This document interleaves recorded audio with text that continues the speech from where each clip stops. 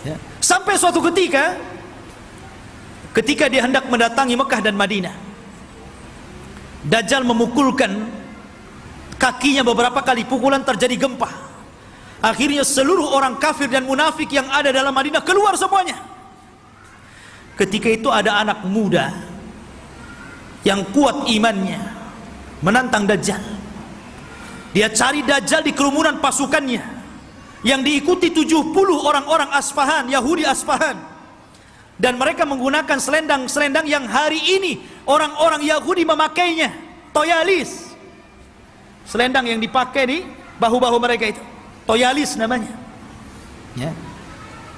Lah kemudian anak muda ini ditangkap oleh tentara Dajjal. Kemudian ditanya, mau kemana mau kamu? Saya mau ketemu rajamu Dajjal. Di mana dia? Akhirnya dihadapkan. Kemudian Dajjal memerintahkan pasukannya untuk memukuli. Habis dipukuli dihadapkan kepada Dajjal. Kemudian Dajjal memerintahkan algojonya untuk menggergaji. Digergaji jadi dua tuh, dari atas kepala pertengahannya sampai ke muka sampai ke belah jadi dua. Habis belah jadi dua, Dajjal berjalan di tengah-tengahnya. Kemudian mengatakan kepada pengikutnya, kalau aku hidupkan dia, makin yakin engkau dengan aku bahwa aku Tuhan kalian. Semua mengatakan, ya engkau Tuhan kami. Maka Dajjal mengatakan, kum. Akhirnya jadi satu lagi itu tubuhnya, ya, kayak punya ilmu rawa rontek, ya, jadi satu itu, ya. Kemudian setelah itu Dajjal sudah menghidupkan lagi. Semua orang berteriak, antal ilah, engkau adalah Tuhan. Maka Dajjal mengatakan kepada anak muda ini, maukah engkau bersaksi bahwa saya adalah Tuhan kalian? Maka anak muda ini ternyata tidak mengatakan, saya semakin yakin anta dajjalul kadzdzab. Saya semakin yakin engkau itu Dajjal, pendusta yang disabdakan Rasul sallallahu alaihi wasallam. Oh, marah Dajjal. Akhirnya Dajjal mengambil pisau dan hendak membunuhnya, tapi tidak bisa karena takut kelemahannya diketahui orang-orang. Akhirnya dia pegang tubuhnya dan dilemparkan ke dalam api. Tapi anak muda ini sempat berteriak, engkau tidak akan bisa membunuh kecuali diriku, yang lain tidak bisa. Ya. Ma'asyiral muslimin rahimani wa rahimakumullah. Dari sini menunjukkan bahwa luar biasa Dajjal ini. Lah Dajjal ini akan memimpin pasukan besar. Makanya orang-orang Yahudi mereka bermimpi kalau terbentuk Haikal Sulaiman dan robohnya Masjidil Aqsa, kemudian berkumpulnya pasukan, mereka mengatakan, kami sedang menunggu Mesius kami. Mesius itu bahasa mereka, bahasa kita Dajjal. Bahasa kita Dajjal. Makanya kalau kita melihat simbol Zionis itu kan gambar mata gitu. Walaupun Zionis itu sudah tidak asli lagi Yahudi, karena Zionis itu tidak berpegang dengan Taurat, tapi berpegang dengan Talmud. Talmud itu Taurat yang sudah dirobah-robah, yang kemudian menjadi protokoler Yahudi, harus begini, harus begini, harus begini. Itu Talmud, bukan Taurat. Mereka mengklaim saja Taurat, lahirlah agama Zionis ini, ya. Intinya bahwa kenapa orang-orang Yahudi bermimpi untuk merebut Yerusalem? Ya tadi, karena di situ mereka memimpikan bahwa Mesius akan datang kepada mereka dan akan memimpin mereka. Ini dibenarkan dalam Islam, karena Dajjal itu akan muncul di situ dan akan dibunuh juga di situ, di Babil Lud atau gerbang Lud yang sekarang menjadi kota yang diagungkan orang-orang Israel, di tengah-tengah Israel, Babul Lud itu, dan Dajjal akan dibunuh di situ. Makanya ikhwatu fillah yang dimuliakan, wajar kalau orang-orang Yahudi berusaha untuk menguasai dunia karena mereka bermimpi bahwa Dajjal akan memimpin mereka.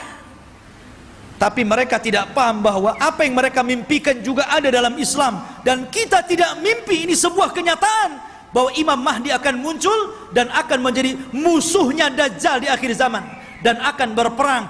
Cuman karena Rasul yang pernah mengatakan, kalau aku hidup di zaman kalian, aku yang akan menghadapinya, tapi kalau aku mati, tidak ada yang bisa untuk membunuhnya kecuali seorang nabi. Makanya ketika Umar, kembali kepada kisah Ibnu Sayyad, Sauf anak kecil itu, ketika dia meramal apa yang di dada Nabi, Umar mengambil pedang dan mengatakan, da'ni i'adrib unuqah, Rasul izinkan aku ku penggal si Ibnu Sayyad ini. Kata Rasul, jangan Umar, kalau dia Dajjal engkau tidak bisa membunuhnya, ada orang lain yang akan membunuhnya. Tapi kalau dia bukan Dajjal, fala hajata laka biqatli, tidak ada hajat engkau membunuhnya, ngapain, biarkan saja dia. Ya. Artinya di sini bahwa terjadinya peperangan pasukan Imam Mahdi dengan Dajjal ini tidak seimbang. Karena Dajjal ini pasukannya banyak, bukan pasukan Yahudi Aspahan yang 70.000 saja, tapi akan diikuti oleh tentara-tentara yang sifat-sifatnya persis seperti tentara Mongol. Belum lagi para wanita, belum lagi pasukan-pasukan yang lainnya. Sehingga Imam Mahdi terdesak sampai akhirnya sembunyi di Bukit Saina, di Bukit Tur, berhari-hari, berbulan-bulan sampai habis bekalnya. Ketika pasukan sudah putus asa dan mengatakan, wahai imam, kalau kami terus di sini kami mati kelaparan, berarti mati kita mati konyol. Ya, bagaimana kalau kita besok bergerak, kita lawan saja, apa yang terjadi terjadilah, kan begitu. Akhirnya kemudian Imam Mahdi sepakat dengan pasukannya. Setelah sholat subuh mereka siap bergerak, apapun yang akan terjadi tetap perang bersama Dajjal. Rupanya Allah takdirkan, disitulah langit digelapkan. Setelah langit digelapkan, tiba-tiba ada cahaya, rupanya dari dua malaikat yang mengapit seseorang yang nafasnya bisa membunuh sejarak sekian dan sekian kalau dihirup orang kafir. Dialah Nabi Isa bin Maryam. Turun, kemudian turun sampai berada di tengah-tengah pasukan Al-Mahdi Al-Muntadhar. Ketika itu sudah azan dan siap sholat, maka melihat bahwa yang turun adalah Isa Al-Masih, maka Imam Mahdi menyuruh agar dia menjadi imam sholat, tapi menolak.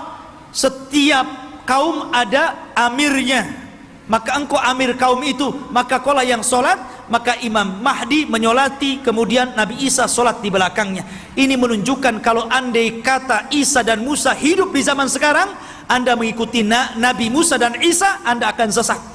Isa saja sholat di belakang Imam Mahdi, ya, karena tidak berhak menyebarkan agamanya. Maka setelah sholat itulah, subhanallah, Isa mengusap wajah-wajah pasukan Imam Mahdi dan menyebutkan tingkat derajat mereka di sorga. Wallahi, tidak ada manusia yang lebih bahagia dibandingkan orang yang diusap wajahnya oleh Isa, karena disebutkan derajatnya di sorga. Subhanallah, ikhwan. Ya. Dan itulah pasukan yang tersisa. Karena pasukan ini kan ada yang gugur, ada yang melarikan diri.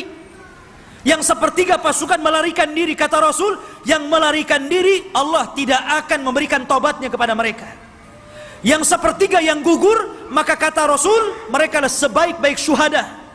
Dan yang sepertiganya yang ikut Imam Mahdi inilah yang terus berperang sampai akhirnya melawan Dajjal.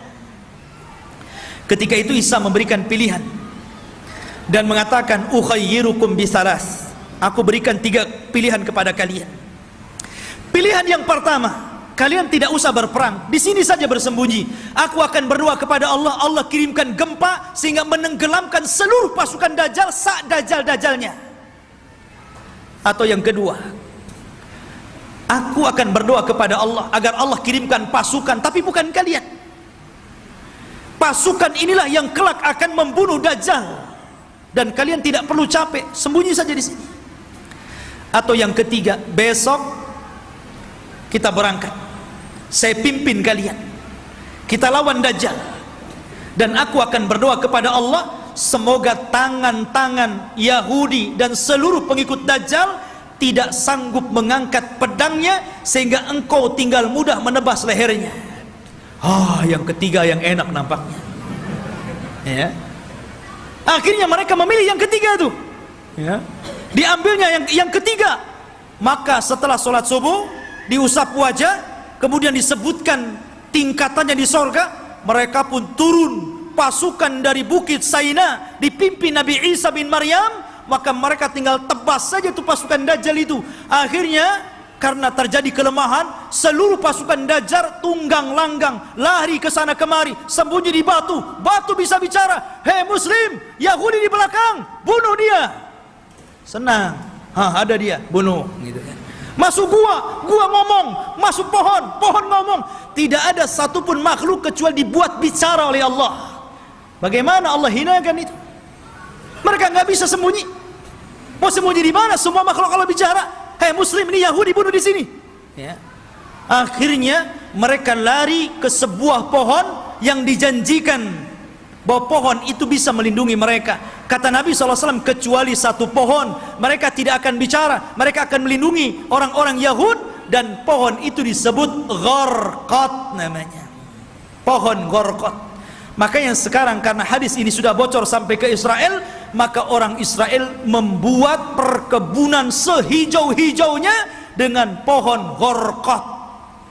Tapi sayang kemarin kebakaran, nanam lagi, ya, mudah-mudahan kebakaran lagi, ya. Masyaallah muslimin. Tetapi dulu saya pernah mendengar ada orang cerita tentang beberapa tokoh-tokoh di Jawa Timur kalau tidak salah, berkumpul mereka membicarakan tentang fatwa pohon Gharqad, karena bentuk pohon Gharqad ini hampir mirip dengan cemara, ya. Sehingga kemudian sebagian mereka mengatakan bahwa jangan-jangan cemara itu adalah Gharqad. Sampai akhirnya ada yang memberikan ide, bagaimana kalau kita tebang semua pohon cemara itu, katanya, biar nggak ada orang Yahudi sembunyi di Indonesia, katanya. Bukan cemara, bukan Gharqad, ikhwan. Cemara ya cemara, biarkanlah cemara itu untuk penghijauan gitu kan, ya. Jadi ikhwatu fillah ini dimuliakan. Jadi pohon Gharqad itulah yang tidak akan bicara. Makanya orang Yahudi mengembangkan pohon ini di mana-mana. Tetapi Dajjal berhasil dibunuh oleh Nabi Isa di Babul Lut. Babul Lut, benteng Lut yang sekarang jadi kota di Israel. Disinilah Nabi Isa mampu membunuh Dajjal, memenggal kepalanya, kemudian mengatakan kepada pasukan Yahudi dan Nasrani, inilah kepala kalian, inilah pemimpin kalian, sudah kubunuh. Dari situ mereka menyerah. Lah yang tersisa dari orang-orang ahli kitab, dari orang Yahudi dan Nasrani, akhirnya mereka beriman kepada Allah lewat perantara Isa, tapi bukan ikut agama Isa sebagaimana prasangka Nasrani. Mereka ikut agama Muhammad lewat perantara Isa, dan itu diisyaratkan dalam Al-Quran, wa im min ahlil kitab illa la yu'minan nabihi qabla mautihi. Dan sebagian ahli kitab kelak akan beriman kepada Allah dan agama Muhammad sebelum wafatnya Isa bin Maryam, karena Isa akan berkuasa selama 40 tahun. Rupanya fitnah tidak berhenti.